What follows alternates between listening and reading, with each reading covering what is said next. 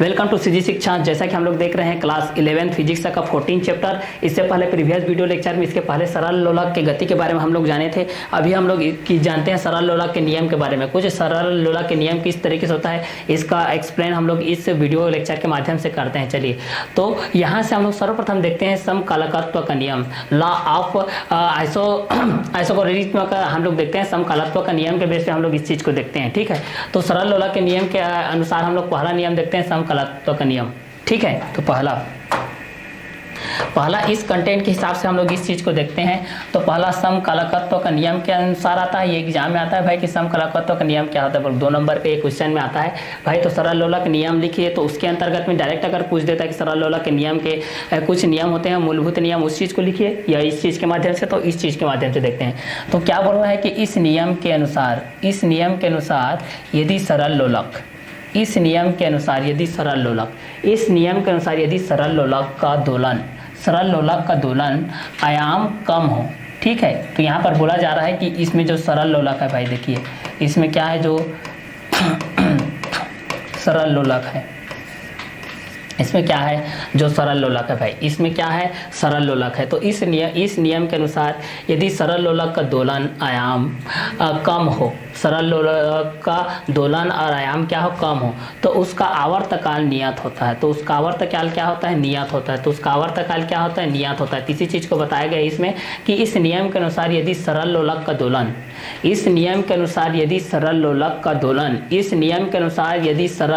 दोलन और आयाम कम हो, सरल लोलक का दोलन है और क्या है, आयाम। यहाँ से देखिए दोलन भी है और आयाम भी है, दोलन भी है और आयाम भी है। यहाँ से देखते हैं इस चीज़ को, दोलन भी है और आयाम भी है। क्लियर। तो इस नियम के अनुसार यदि सरल लोलक का दोलन आयाम कम हो, अगर दोनों कम है भाई, कौन कौन से, दोलन भी कम है और प्लस आयाम भी कम है।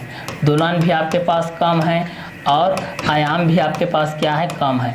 आयाम भी आपके पास क्या है, कम है। ठीक है, दोनों डाउन लेवल में हैं। तो इसी के बेस पे हम लोग ये चीज़ देखते हैं कि समकालत्व के नियम के अनुसार कि इस नियम के अनुसार यदि सरल लोलक का दोलन आयाम कम हो तो उसका आवर्तकाल नियत होता है। तो उसका आवर्तकाल क्या होता है, नियत होता है। देखिए यहाँ से, तो उसका आवर्तकाल क्या होता है, नियत होता है। तो उसका आवर्तकाल क्या होता है, नियत होता है। तो उसका आवर्तकाल क्या होता है, नियत होता है। अर्थात प्रत्येक पूर्ण दोलन अर्थात यहाँ पर होता है प्रत्येक पूर्ण दोलन करने में लोलक समान समय लेता है। लोलक क्या लेता है भाई, समान समय लेता है। यहाँ से लोलक क्या लेता है, समान समय लेता है। अर्थात t इक्वल टू क्या हो जाएगा, नियतांक के बेस में हो जाएगा। अर्थात t इक्वल टू क्या हो जाएगा, नियतांक के बेस में हो जाएगा। यदि g भी नियत हो, यदि आप लोगों का गुरुत्वीय त्वरण के बेस में जो g होता है वो नियत हो, जैसे कि आप लोग सार्वत्रिक गुरुत्वीय नियतांक के बेस में हम लोग इस चीज को देखते हैं ना, सार्वत्रिक गुरुत्वीय नियतांक के बेस पे, सार्वत्रिक गुरुत्वीय नियतांक के बेस पे हम लोग इस चीज को देखते हैं। सार्वत्रिक गुरुत्वीय नियतांक के बेस पे हम लोग इस चीज को देखते हैं। ये आप लोगों का आता है जी के बेस पे, और ये आप लोगों का गुरुत्वीय त्वरण के बेस पे आप लोगों का आता है। ये किसके बेस पे आता है, गुरुत्वीय त्वरण के बेस पे ये जो आता है। ठीक है, तो इस नियम के अनुसार यदि सरल लोलक का दोलन आयाम कम हो तो उसका आवर्तकाल नियत होता है। अर्थात प्रत्येक पूर्ण दोलन करने में लोलक समान समय लेता है। अर्थात t इक्वल टू नियतांक, यदि g भी क्या हो, नियत हो। तो इस बेस पे हम लोग इस चीज़ को देखते हैं। तो एग्जाम में ये आता है भाई कि समकालत्व का नियम क्या होता है, इसको परिभाषित कीजिए, इसको व्यंजक रूप में लिखिए। तो यहाँ पर आप लोग लिख सकते हैं कि इस नियम के अनुसार यदि सरल लोलक का दोलन आयाम कम हो तो उसका आवर्तकाल नियत होता है। अर्थात प्रत्येक पूर्ण दोलन करने में लोलक समान समय लेता है। अर्थात t एक नियतांक के बेस पे होता है। तो ये आप लोगों को समकालत्व के नियम के अंतर्गत आता है। अब दूसरा जो नियम होता है वो होता है लंबाई का नियम, लॉ ऑफ लेंथ। दूसरा हम लोग कंटेंट पढ़ेंगे, पहला समकालत्व का नियम के बेस पे पढ़े। अब दूसरा हम लोग यहाँ पर पढ़ेंगे इसको लंबाई के नियम के बेस पे पढ़ेंगे। इस चीज़ को हम लोग किसके बेस पे पढ़ेंगे, लंबाई के नियम के बेस पे पढ़ेंगे। इस चीज़ को हम लोग किसके बेस में पढ़ेंगे, लंबाई के नियम के बेस में पढ़ते हैं। ठीक है, तो चलिए इस नियम के अनुसार देखते हैं हम लोग कि इस नियम के अनुसार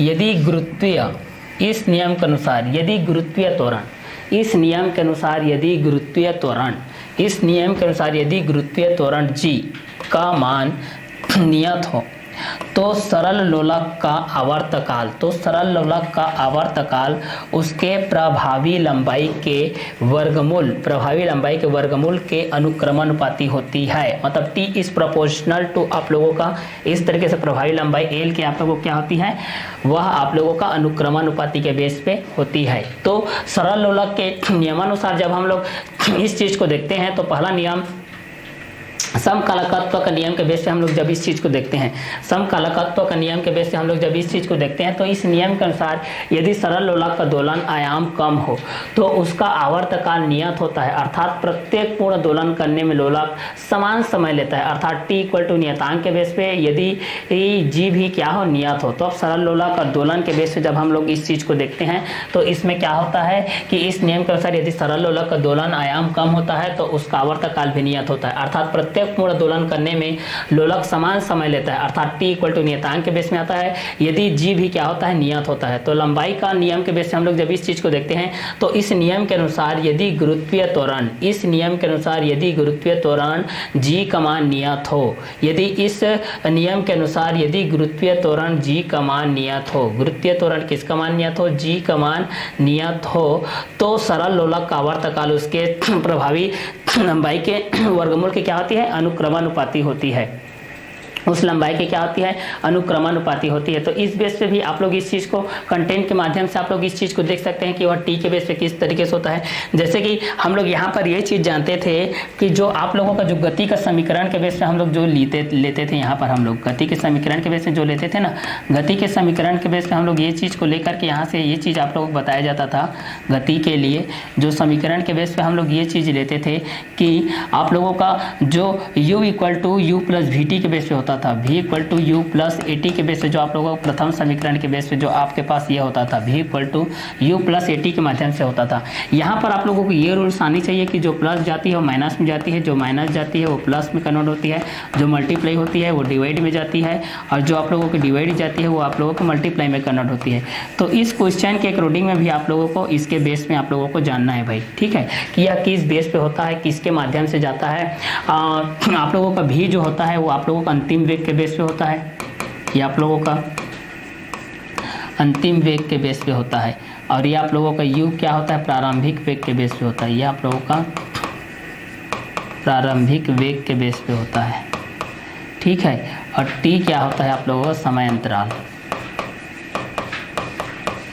समय अंतराल, और a क्या होता है आप लोगों का त्वरण, ये आप लोगों का क्या होता है, त्वरण होता है। तो ये अंतिम वेग के बेस पे होता है, ये आप लोग प्रारंभिक वेग के बेस होता है, ये समांतराल, ये त्वरण के बेस होता है। तो गति के प्रथम समीकरण के अनुसार से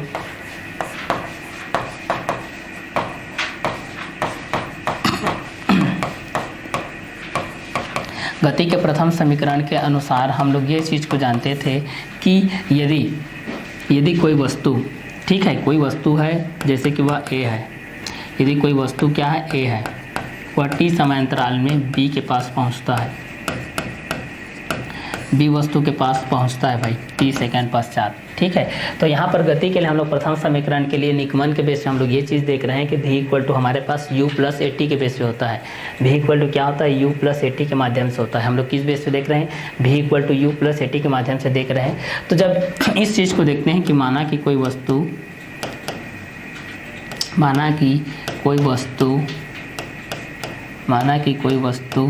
जिसका प्रारंभिक वेग u है, जिसका प्रारंभिक वेग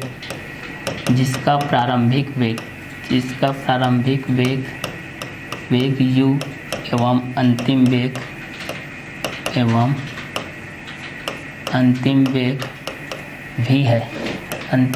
v है, तथा t सेकंड पश्चात उसमें उत्पन्न त्वरण a है, t सेकंड पश्चात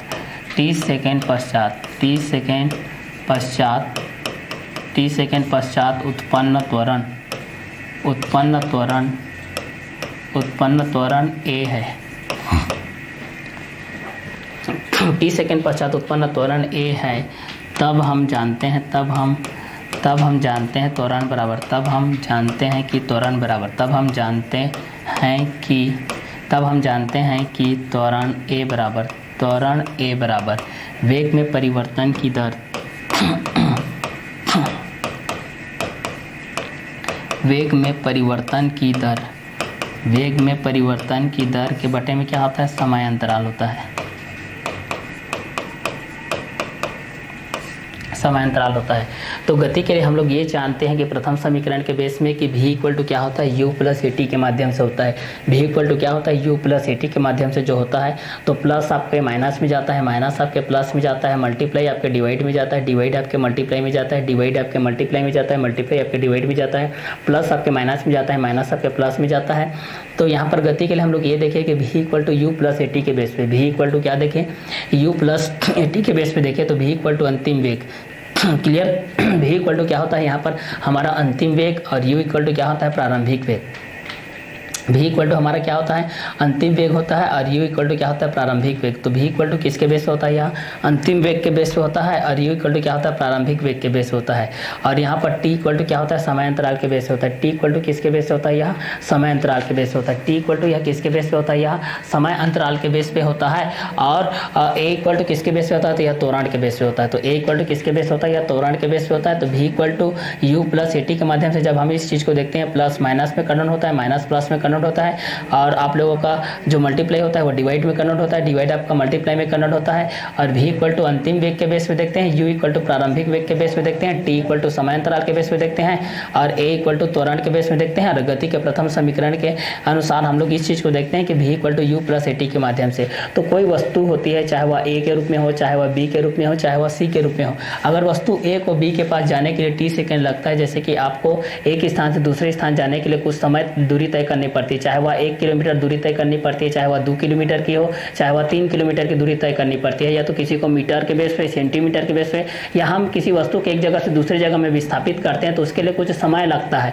तो वो समय के बेस पे जब हम उस चीज़ को देखते हैं तो यहाँ पर v इक्वल टू अंतिम वेग के बेस में देखें, u इक्वल टू प्रारंभिक वेग के बेस में देखें, t इक्वल टू समय अंतराल के बेस में देखें, a इक्वल टू त्वरण के बेस में देखें। तो गति के प्रथम समीकरण के अनुसार जब हम लोग इस चीज़ को देखते हैं तो a चाहे वह समीकरण के बेस पे हो, चाहे कि a वस्तु के बेस पे हो, चाहे b भी वस्तु के बेस पे हो, तो इस नियमानुसार हम लोग गति के लिए देखते हैं, जिसमें v आपका अंतिम वेग होता है, u आपका क्या होता है, प्रारंभिक वेग होता है, t क्या होता है, समय अंतराल होता है, a क्या होता है, त्वरण के होता है। ठीक है, तो यहाँ पर हम लोग मान लेते हैं भाई कि माना कि कोई वस्तु जिसका प्रारंभिक वेग u है, माना कि कोई वस्तु जिसका प्रारंभिक वेग क्या है, u है, एवं अंतिम वेग क्या है, v है, तथा t सेकेंड पश्चात उसका उत्पन्न त्वरण क्या है, a है। तब हम जानते हैं कि त्वरण a इक्वल टू वेग में परिवर्तन की दर बटे समय अंतराल।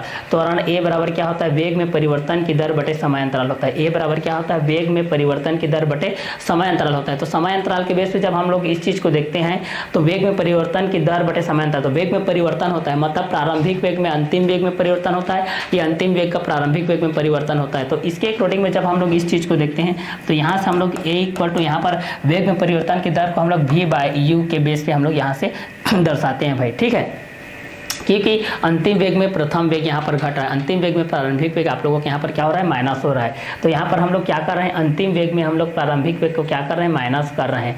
यहाँ पर हम लोग क्या कर रहे हैं, अंतिम वेग में प्रारंभिक वेग को माइनस कर रहे हैं। तो v माइनस u के बाय में हो जाएगा समय अंतराल क्या होता है, आप लोगों का t होता है, समय अंतराल क्या होता है, t होता है। ठीक है, तो मान लेते हैं कि कोई वस्तु जिसका प्रारंभिक वेग u है, मान लेते हैं कि कोई वस्तु जिसका प्रारंभिक वेग क्या है, u है, एवं अंतिम वेग क्या है, v है, तथा t सेकेंड पश्चात उत्पन्न त्वरण क्या है, तथा t सेकेंड पश्चात उत्पन्न त्वरण a है। तब हम जानते हैं कि त्वरण a इक्वल टू वेग में परिवर्तन की दर बटे समय अंतराल, वेग में परिवर्तन की दर बटे क्या हो जाएगा, समय अंतराल।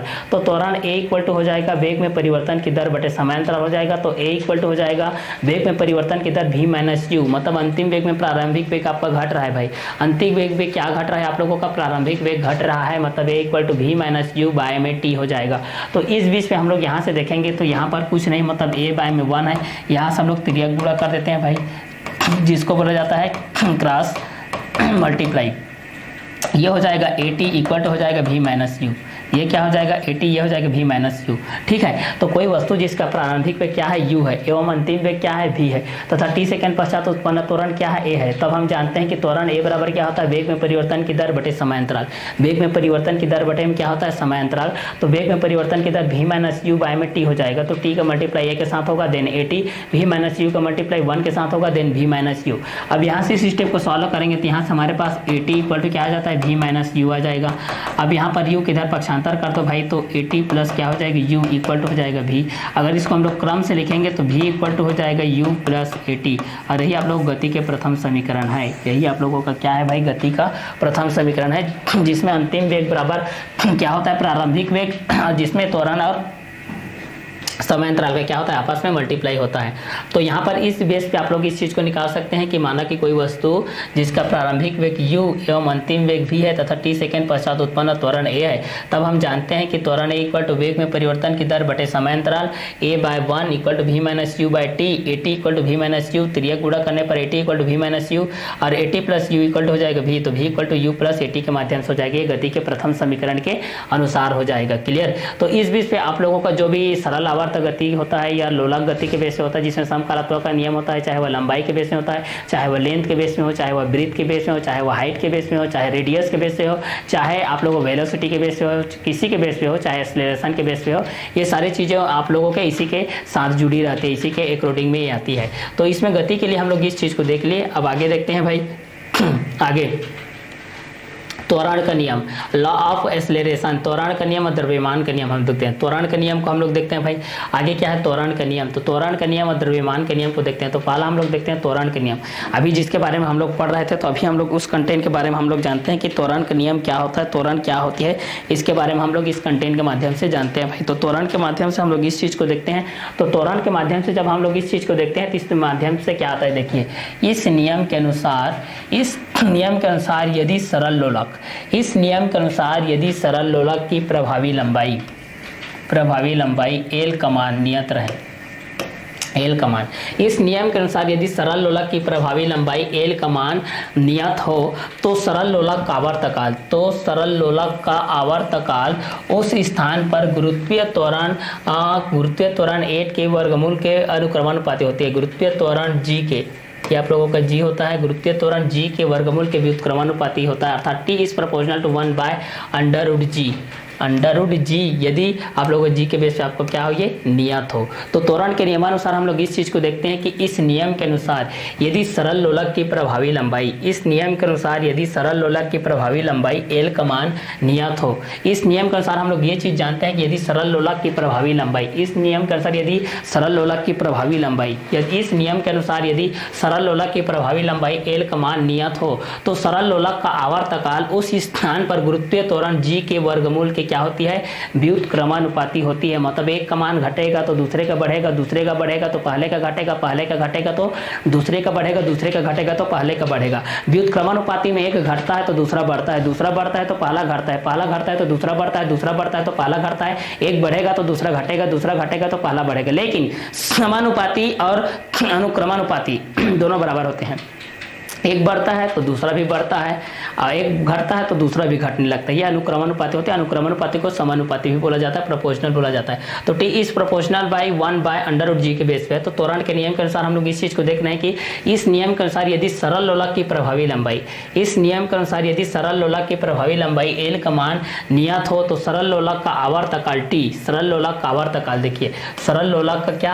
आवर्तकाल जो T होती है proportional to 1 by under root G के बेस पे होती है, जहां पर G क्या होनी चाहिए, नियत होनी चाहिए, जहां पर G क्या होनी चाहिए, नियत होनी चाहिए। तो थर्ड कंटेंट में हम लोग ये चीज देखें कि त्वरण के नियम के अंतर्गत, थर्ड हम लोग क्या देखें, त्वरण के नियम के अंतर्गत, ये त्वरण के नियम के अंतर्गत क्या होता है, इस चीज को हम लोग यहाँ से देखते हैं। चौथा नंबर में हम लोग फिर देखेंगे, ठीक है। तो तीसरा नियम में त्वरण के नियम के अंतर्गत में हम लोग ये चीज देख रहे हैं कि इस नियम के अनुसार यदि सरल लोलक की प्रभावी लंबाई l का मान नियत हो तो सरल लोलक का आवर्तकाल उस स्थान पर गुरुत्वीय त्वरण g के वर्गमूल के क्या होती है, व्युत्क्रमानुपाती। g के वर्गमूल की क्या होती है, व्युत्क्रमानुपाती होती है। g के वर्गमूल की क्या होती है, ये व्युत्क्रमानुपाती होती है, अर्थात t is proportional to 1/√g के बेस पे होती है।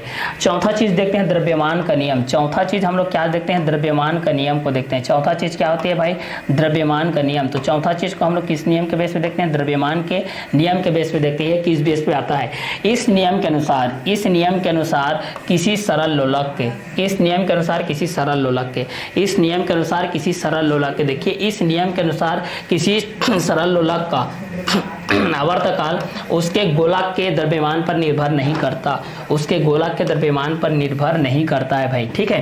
कोई भी गोलक रहता है इस तरीके से, उस गोलक में चाहे वह ए के बेस पे हो, चाहे बी के बेस पे हो, चाहे वह सी के बेस पे हो, या इस गोलक पर आप लोगों का निर्भर नहीं करता है। तो इस नियम के अनुसार किसी सरल लोलक का आवर्तकाल, इस नियम के अनुसार, इस नियम के अनुसार किसी सरल लोलक का आवर्तकाल उसके गोलक के द्रव्यमान पर निर्भर नहीं करता है, उसके द्रव्यमान पर निर्भर नहीं करता है। तो द्रव्यमान के नियम के अनुसार हम लोग इस चीज को जानते हैं कि इस नियम के अनुसार किसी सरल लोलक का आवर्तकाल, किसी सरल लोलक का आवर्तकाल उसके गोलक के द्रव्यमान पर निर्भर नहीं करता है, उसके गोलक के द्रव्यमान पर निर्भर नहीं करता है। ये भी उसके गोलक के द्रव्यमान पर निर्भर नहीं कर रहा है भाई, तो ये भी इसके गोलक के द्रव्यमान पर निर्भर नहीं कर रहा है। तो त्वरण के नियमानुसार हम लोग ये चीज जानते हैं भाई कि त्वरण जो एक्सेलरेशन ए के बेस पे जो होता है, को इस नियम के अनुसार यदि सरल लोलक की प्रभावी लंबाई l का मान नियत हो तो सरल लोलक का आवर्तकाल, तो सरल लोलक का आवर्तकाल उस स्थान पर गुरुत्वीय त्वरण g के वर्गमूल के व्युत्क्रमानुपाती होती है। g के क्या होती है, व्युत्क्रमानुपाती होती है,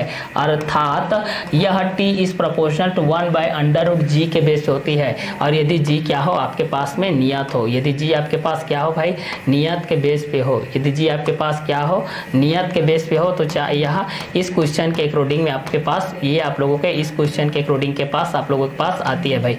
तो ये आप लोगों का फर्स्ट नियम में समकालत्व का नियम, दूसरा में लंबाई का नियम को देखें, तीसरा में हम लोगों ने त्वरण के नियम को देखा। तो त्वरण के नियम के अनुसार, इस नियम के अनुसार यदि सरल लोलक की प्रभावी लंबाई l का मान नियत हो तो सरल लोलक का आवर्तकाल उस स्थान पर गुरुत्वीय त्वरण g के वर्गमूल के व्युत्क्रमानुपाती होती है, अर्थात t is proportional to 1/√g, यदि g आप लोगों की नियत हो। द्रव्यमान का नियम, लॉ ऑफ मास के बेस पे हम लोग देखते हैं कि इस नियम के अनुसार यदि किसी सरल लोलक का आवर्तकाल उसके गोलक के द्रव्यमान पर निर्भर नहीं करता है, उसके गोलक के द्रव्यमान पर क्या नहीं करता है, निर्भर नहीं करता है। तो त्वरण के नियमानुसार हम लोग इस चीज को देखते हैं, जो कि आप लोगों को, जैसे कि हम लोग साम्य स्थिति या साम्य अवस्था के बेस में जब सरल लोलक की आवर्त गति को देखते थे कि वहां पर एक स्थान बायां साइड से वह दायां साइड जाता था, फिर दायां साइड से बायां साइड जाता था, बायां से दायां जाता था, फिर दायां से बायां, फिर माध्य स्थिति में आ जाता था। तो अपने माध्य स्थिति के सापेक्षिक दोनों ओर जो गति करता है वही आप लोगों की सरल लोलक की गति कहलाती है, जो कि आवर्ती गति के माध्यम से हम लोग इस चीज को जानते हैं, जो कि अपनी गति को, अपने साम्य स्थिति से अपनी गति को दायां बायां तरफ होकर के उसी को बार बार जो रिपीट मोड में दर्शाए, उसी को दोबारा 1/1 करके जो उसको रिपीट करे, वही आप लोगों के क्या होती है, आवर्ती गति होती है। तो आवर्ती गति में जो सरल लोलक की जो पेंडुलम की गति होती है, जो घड़ी की जो गति होती है, एक 30 डिग्री के पास, एक 60 डिग्री के पास, एक 90 डिग्री के पास किस तरीके से मूवमेंट करती है, उसको हम लोग सरल आवर्त गति की बेस पे देख चुके हैं, उसको पेंडुलम की गति की बेस पे हम लोग देख चुके हैं। तो त्वरण के नियमानुसार हम लोग इस चीज को देखिए कि इस नियम के अनुसार यदि सरल लोलक की प्रभावी लंबाई l का मान नियत हो तथा सरल लोलक आवर्तकाल उस स्थान पर गुरुत्वीय त्वरण g के वर्गमूल के व्युत्क्रमानुपाती हो, तो यदि g नियत हो तब इसके अनुसार ही आता है। तो दूसरा जो होता है, इस चीज को हम लोग यहाँ पर देखते हैं। इसके बाद का है सरल लोलक के नियम पर आधारित घटनाएं। अब सरल लोलक के नियम पर आधारित कुछ घटनाएं होती है, उस घटनाओं को हम लोग जानते हैं कि सरल नियम के अनुसार हम लोगों का घटना किस तरीके से होता है, उसके नियमानुसार किस बेस पे होता है। इस चीज को हम लोग यहाँ से जानते हैं कि सरल लोलक के नियम पर आधारित घटनाएं किस तरीके से होती है, उस घटनाओं को हम लोग किस बेस पे जानते हैं, इसके बारे में हम लोग यहाँ पर जानेंगे। तो वास्तव में जो सरल गति होती है वो किस तरीके से होती है, उस पर लोलक की जो गति होती है उस पर किस तरीके से आधारित होती है, उस पर कुछ कुछ घटनाएं होती है। उस घटना की जो हमारा जो दुनिया है वो पूरा भौतिक घटनाओं पर आधारित है, जो कि भौतिकी के अंतर्गत हम लोग भौतिक घटनाओं का, भौतिक परिघटनाओं का, उसके भौतिक प्रवस्थाओं का ही अध्ययन किया जाता है, जिसके अंतराल में हम लोग ये चीज को देखते हैं कि भाई कि वह वास्तव में वो दोनों किस कंटेंट के बेस पे होता है। यदि हम लोग किसी वस्तु का वेग जानना रहता है, या वस्तु का चाल को जानना रहता है, या वेग की स्थिति को जानना रहता है, या समय स्थिति को जानना रहता है, या स्थिति और समय के बीच में ग्राफ खींचना रहता है, या फिर लोलक के बेस में जानना रहता है, या फिर द्रव्यमान के बेस में जानना रहता है, या फिर चाल के बेस में जानना रहता है, या फिर वेग के बेस में जानना रहता है, या फिर उसको प्रारंभिक वेग के बेस में देखे, चाहे वह अंतिम वेग के बेस में देखे, देखें, चाहे अंतिम वेग के सापेक्ष प्रारंभिक वेग के दृष्टि से देखें या प्रारंभिक वेग का अंतिम वेग के दृष्टि से देखें, दोनों उसी क्वेश्चन के अकॉर्डिंग होता है। तो सरल लोला के कुछ नियम पर आधारित घटनाएं होती है, उस घटनाओं का अध्ययन हम लोग इस वीडियो लेक्चर में करने वाले हैं। तो एक लड़की झूले में झूल रही है, क्लियर। मान लेते हैं कि एक लड़की झूले में झूल रही है भाई। यहाँ पर क्वेश्चन में यहाँ पर बोला जा रहा है कि एक लड़की झूले में झूल रही है।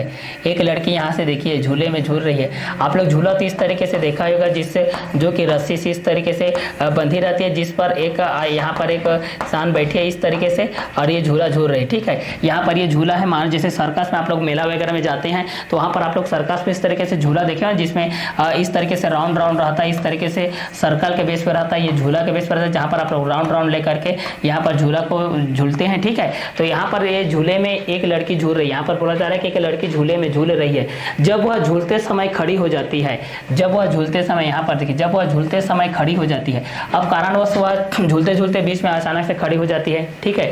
तो जब एक लड़की झूले में झूल रही है तो वह जब झूलते समय खड़ी हो जाती है तो झूला जल्दी जल्दी दोलन करने लगता है। जब आप खड़े हो जाओगे तो एक जगह में स्थिर हो जाओगे। जैसे कि आप देखना, जब आप बार बार 3-4 बार आप बचपन में तो झूला झूले ही होंगे, अगर नहीं झूले फिर भी झूल लिया कीजिए, या आज इस वीडियो लेक्चर के माध्यम से। तो जैसे कि आप 2-3 बार आप लोगों को कोई धक्का देता है, उसके बाद आप राउंड राउंड ऐसे झूलना झूलने, उसके बाद आप स्थायी हो जाते हो। उसके बाद आप स्थायी हो जाते हो तो वो जल्दी से गति करने लगता है, जल्दी से दोलन इस तरीके से करने लगता है, ठीक है। जल्दी जल्दी आप लोगों को दोलन करने लगता है, क्लियर, क्योंकि स्थायी रहोगे तो, ठीक है। उसी चीज को यहाँ पर बोला जा रहा है कि एक लड़की झूले में झूल रही है। जब वह झूलते समय खड़ी हो जाती है तो झूला जल्दी जल्दी दोलन करने लगता है। जब वह झूला जल्दी जल्दी दोलन करने लगता है, जब वह झूलते समय खड़ी हो जाती है, मतलब एक जगह पर रुक जाती है, मतलब वहां पर स्थायी हो जाती है, साम्य स्थिति पे आ जाती है, मान लेते हैं। तो एक लड़की झूले में झूल रही है। जब वह झूलते समय खड़ी हो जाती है तो झूला जल्दी जल्दी दोलन करने लगता है। तो वह झूला जल्दी जल्दी दोलन करने लगता है। इसका कारण यह है भाई, अब यहाँ से हम लोग इसका कारण यह बता सकते हैं कि इसका कारण यह है कि जब लड़की बैठी रहती है, जैसे कि यहाँ पर ये लड़की बैठी है, देखिए यहाँ पर ये जो लड़की है भाई, यहाँ पर ये क्या की है, बैठी है, यहाँ पर झूले में झूल रही है। तो यहाँ पर इसका कारण को हम लोग जानते हैं। तो यहाँ पर इसका कारण क्या होगा, इस चीज़ को जानते हैं। तो इसका कारण यह है कि जब लड़की बैठी रहती है तो संपूर्ण झूले का निकाय, तो संपूर्ण झूले का जो निकाय होता है, तो संपूर्ण झूले का जो निकाय होता है उसका गुरुत्व केंद्र, निकाय का गुरुत्व केंद्र एक नियत बिंदु पर होता है। एक नियत बिंदु, यहाँ पर देखिए, यहाँ पर एक नियत बिंदु पर है, एक नियत बिंदु पर है।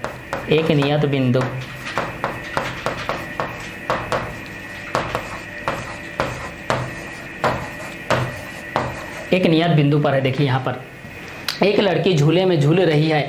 जब वह झूलते समय खड़ी हो जाती है तो झूला जल्दी जल्दी दोलन करने लगती है। जब लड़की झूले में झूल रही है, जब वह झूलते समय खड़ी हो जाती है तो झूला जल्दी जल्दी दोलन करने लगता है। इसका कारण यह है कि जब लड़की बैठी रहती है तो संपूर्ण झूले निकाय का गुरुत्व केंद्र एक नियत बिंदु पर होता है, जिससे प्रभावी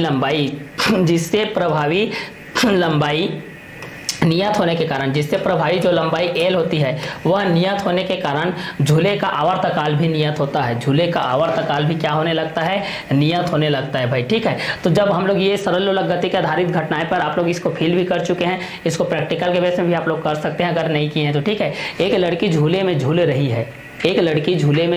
है, जब वह झूलते समय खड़ी हो जाती है तो झूला जल्दी जल्दी दोलन करने लगता है। इसका कारण यह है कि जब लड़की बैठी रहती है तो संपूर्ण झूले का निकाय, तो संपूर्ण झूले का जो निकाय होता है वह गुरुत्व केंद्र के एक नियत बिंदु पर होता है। वह गुरुत्व केंद्र के एक नियत बिंदु पर होता है, जिससे प्रभावी लंबाई L नियत होने के कारण झूले का आवर्तकाल भी नियत रहता है। झूले का आवर्तकाल भी क्या होने लगता है, नियत होने लगता है। अब जब लड़की खड़ी हो जाती है अब यहाँ से देखिए कंडीशन अप्लाई हो गया, देखिए अब जब लड़की खड़ी हो जाती है तो संपूर्ण निकाय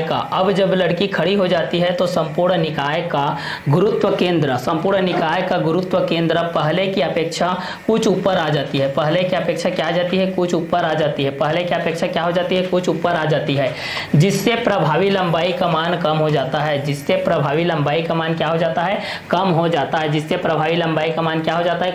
है। तो सरल लोलक के नियम पर आधारित घटनाएं के माध्यम से जब हम लोग इस चीज को देखते हैं तो यहाँ पर यह आता है कि एक लड़की झूले में झूल रही है, जब वह झूलते समय खड़ी हो जाती है। जब वह झूलते समय क्या हो जाती है, खड़ी हो जाती है, तो झूला जल्दी जल्दी दोलन करने लगता है। तो झूला क्या करने लगता है, जल्दी जल्दी दोलन करने लगता है। इसका कारण यह है कि जब लड़की बैठी रहती है, इसका कारण यह है कि जब लड़की बैठी रहती है तो संपूर्ण झूले निकाय का गुरुत्व केंद्र, संपूर्ण झूले निकाय का गुरुत्व केंद्र एक नियत बिंदु पर होता है, एक नियत बिंदु पर होता है, जिससे प्रभावी लंबाई नियत होने के कारण, जिससे प्रभावी लंबाई नियत होने के कारण झूले का आवर्तकाल में भी क्या होने लगता है, नियत होने लगता है। झूले का आवर्तकाल में भी क्या होने लगता है, नियत होने लगता है। अब जब यह लड़की खड़ी हो जाती है, अब जब यह लड़की खड़ी हो जाती है तो संपूर्ण निकाय का, अब जब यह लड़की खड़ी हो जाती है तो संपूर्ण निकाय का गुरुत्व केंद्र पहले की अपेक्षा कुछ ऊपर आ जाती है। पहले की अपेक्षा क्या आ जाती है, कुछ ऊपर आ जाती है। पहले की अपेक्षा क्या हो जाती है भाई, कुछ ऊपर आ जाती है, जिससे प्रभावी लंबाई का मान कम हो जाता है, जिससे प्रभावी लंबाई का मान क्या हो जाता है, कम हो जाता है, कम हो जाता है। और इसके कम हो जाने के कारण उसका दोलन काल भी कम हो जाता है, कम हो जाने के कारण भी उसका दोलन काल भी क्या हो जाता है, कम हो जाता है, उसका दोलन काल भी क्या हो जाता है भाई, कम हो जाता है। और झूला जल्दी जल्दी दोलन करने लगता है, और झूला जल्दी जल्दी क्या करने लगता है, दोलन करने लगता है। तो सरल लोलक के नियम पर आधारित घटनाएं के माध्यम से हम लोग ये चीज को देख रहे हैं कि एक लड़की झूले में झूल रही है, जब वह झूलते समय खड़ी हो जाती है तो झूला जल्दी जल्दी दोलन करने लगता है।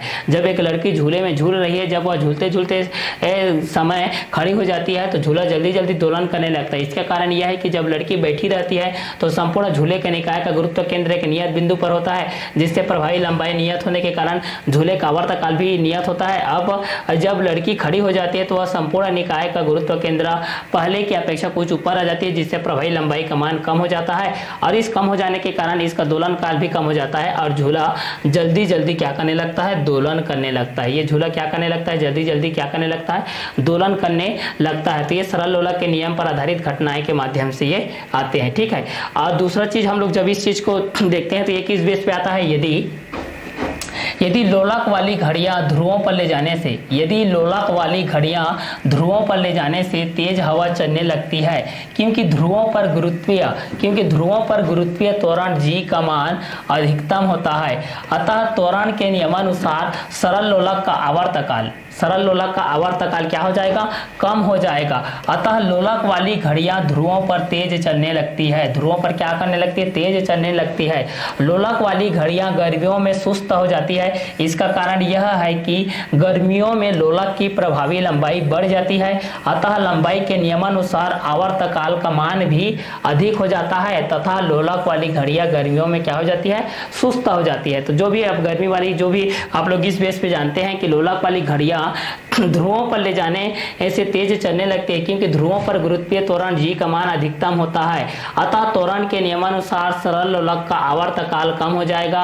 अतः लोलक वाली घड़ियां ध्रुवों पर तेज चलने लगती है। लोलक वाली घड़ियां गर्मियों में सुस्त हो जाती है। इसका कारण यह है कि गर्मियों में लोलक की प्रभावी लंबाई बढ़ जाती है, अतः लंबाई के नियमानुसार आवर्तकाल का मान अधिक हो जाता है। अतः लोलक वाली घड़ियां गर्मियों में सुस्त हो जाती है, घड़ियों में क्या हो जाती है, सुस्त हो जाती है। तो इस माध्यम से आप लोगों का जो आप लोगों का लोलक वाली घड़ियों के बेस पे होता है कि वह किस बेस पे होता है, इसके नियमानुसार आप लोग इस चीज को देख सकते हैं कि लोलक वाली घड़ियां ध्रुवों पर ले जाने से तेज चलने लगती है, क्योंकि ध्रुवों पर गुरुत्वीय त्वरण जी का मान अधिकतम होता है। अतः त्वरण के नियमानुसार सरल लोलक का आवर्तकाल कम हो जाएगा। अतः लोलक वाली घड़ियां ध्रुवों पर तेज चलने लगती है, और लोलक वाली जो घड़ियां होती है वह गर्मियों में सुस्त हो जाती है। तीसरा में यह बोला जा रहा है कि लोलक वाली जो घड़ियां होती है वह गर्मियों में सुस्त हो जाती है। इसका कारण यह है कि गर्मियों में लोलक की प्रभावी लंबाई बढ़ जाती है, अतः लंबाई के नियमानुसार आवर्तकाल का मान भी क्या हो जाता है, अधिक होने लगता है, अधिक होकर बढ़ जाता है। अतः लोलक वाली घड़ियां गर्मियों में क्या हो जाती है,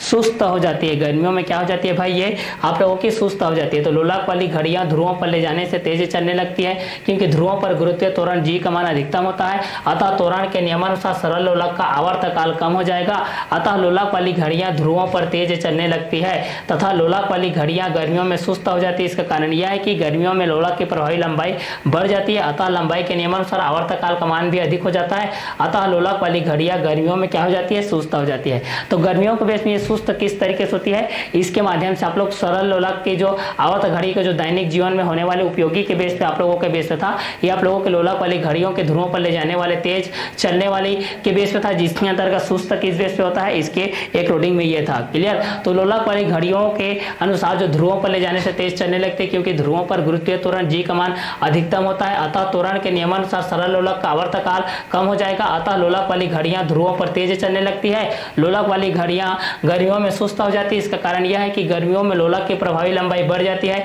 अतः लंबाई के नियमानुसार आवर्तक काल का मान अधिक हो जाता है तथा लोलक वाली घड़ियां गर्मियों में क्या हो जाती है, सुस्त हो जाती है। तो ये आप लोगों की लोलक वाली घड़ियों के ध्रुवों पर ले जाने से तेज चलने लगती है, जिसके कारण जी का मान आप लोगों को क्या होता है, जैसे कि आप लोग न्यूटन के नियमानुसार, जो न्यूटन के नियम के बेस पे आप लोग देखे थे कि न्यूटन के बेस पे आप लोगों ने जो कूलॉम भी नियम जो दिया था, जो कि 12th क्लास में आप लोग पढ़ने वाले हैं।